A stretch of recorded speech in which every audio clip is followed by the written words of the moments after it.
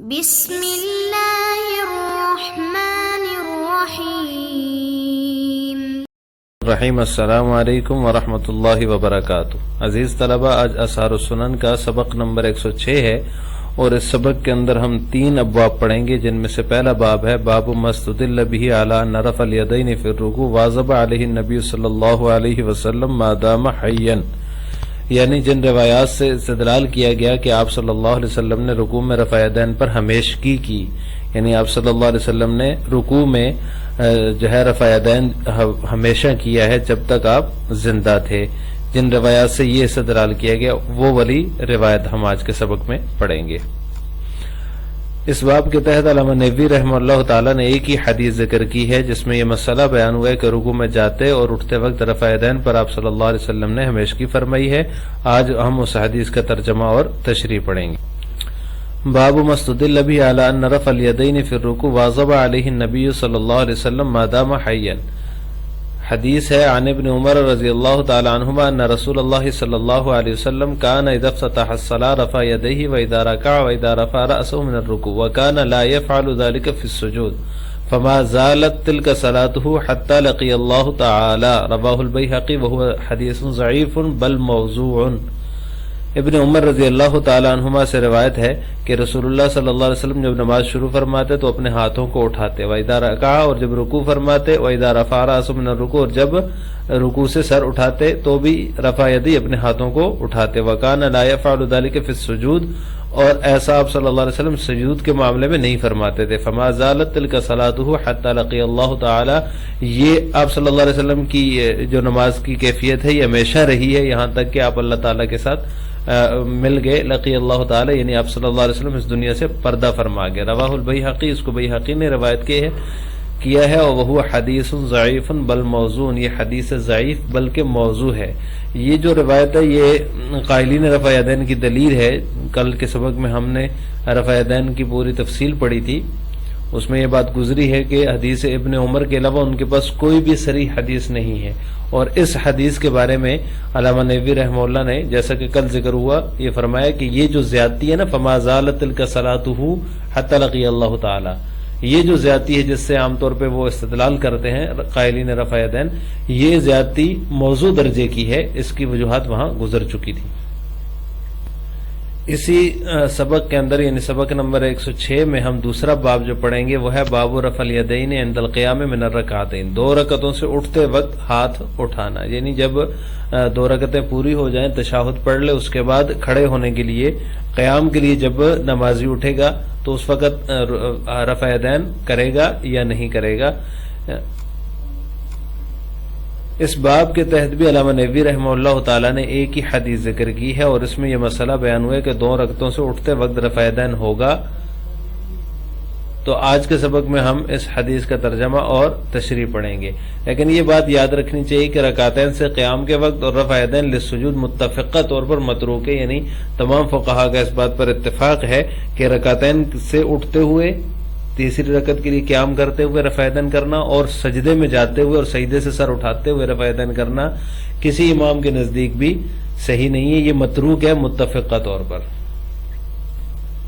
باب رفع الیدین عند القیام من الرکعتین، اس کی حدیث عن نافع ان ابن عمر رضی اللہ تعالی عنہما کان اذا دخل فی الصلاة کبر ورفع یدیہ واذا رکع رفع یدیہ واذا قال سمع اللہ لمن حمدہ رفع یدیہ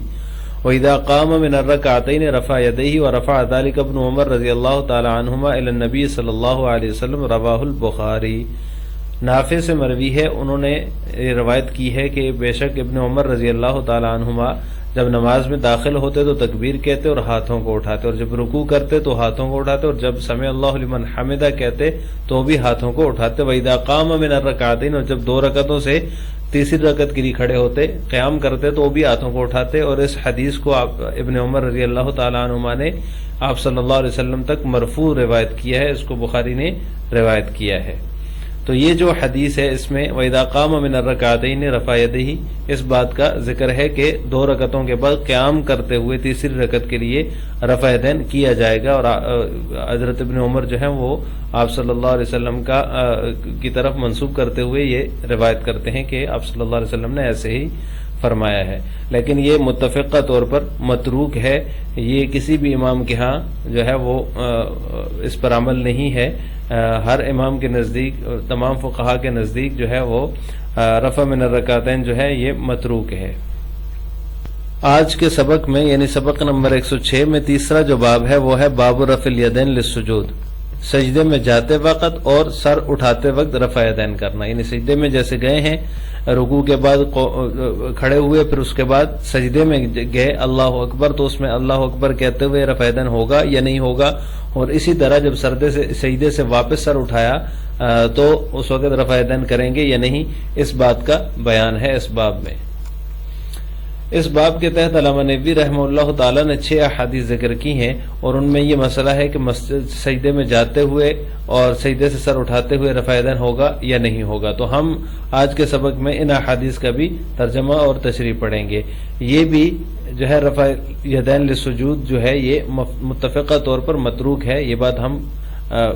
عرض کر چکے کہ یہ 2 جگہیں جو ہیں، یعنی سجدے میں جاتے وقت، سجدے سے سر اٹھاتے وقت، اور اسی طرح قیام من الرکعتین،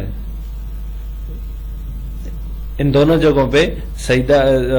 تکبیر کہتے ہوئے رفع یدین نہیں ہوگا، اللہ اکبر کہتے ہوئے ہاتھوں کو نہیں اٹھایا جائے گا۔ باب رفع الیدین للسجود، اس کی پہلی حدیث عن مالک بن الحویرث رضی اللہ تعالی عنہ انہ رأى النبی صلی اللہ علیہ وسلم رفع یدیہ فی صلاته واذا رکع واذا رفع رأسه من الرکوع واذا سجد واذا رفع رأسه من السجود حتى يحاذي بهما فروع اذنيه، رواه النسائی واسناده صحیح۔ مالک بن حویرث رضی اللہ تعالی عنہ سے مروی ہے، وہ فرماتے ہیں کہ انہوں نے نبی کریم صلی اللہ علیہ وسلم کو دیکھا اب نماز میں ہاتھوں کو اٹھاتے ہوئے، جب آپ صلی اللہ علیہ وسلم رکوع فرماتے اور جب رکوع سے سر اٹھاتے، اور جب سجدہ فرماتے اور جب سجدے سے سر اٹھاتے، حتی یحاذی بہما فروع اذنیہ، یہاں تک کہ آپ صلی اللہ علیہ وسلم اپنے ہاتھوں کو اپنے کانوں کے برابر تک اٹھاتے۔ رواہ النسائی، اس کو نسائی نے روایت کیا، واسنادہ صحیح، اور اس کی سند صحیح ہے۔ دوسری روایت ہے عن انس رضی اللہ تعالی عنہ ان النبی صلی اللہ علیہ وسلم کان یرفع یدیہ فی الرکوع والسجود، رواہ ابو یعلا واسنادہ صحیح۔ انس رضی اللہ تعالیٰ عنہ سے مروی ہے کہ بے شک نبی کریم صلی اللہ علیہ وسلم رکوع میں اور سجود میں رفع یدین فرماتے تھے، اس کو ابو یعلا نے روایت کی اور اس کی سند صحیح درجے کی ہے۔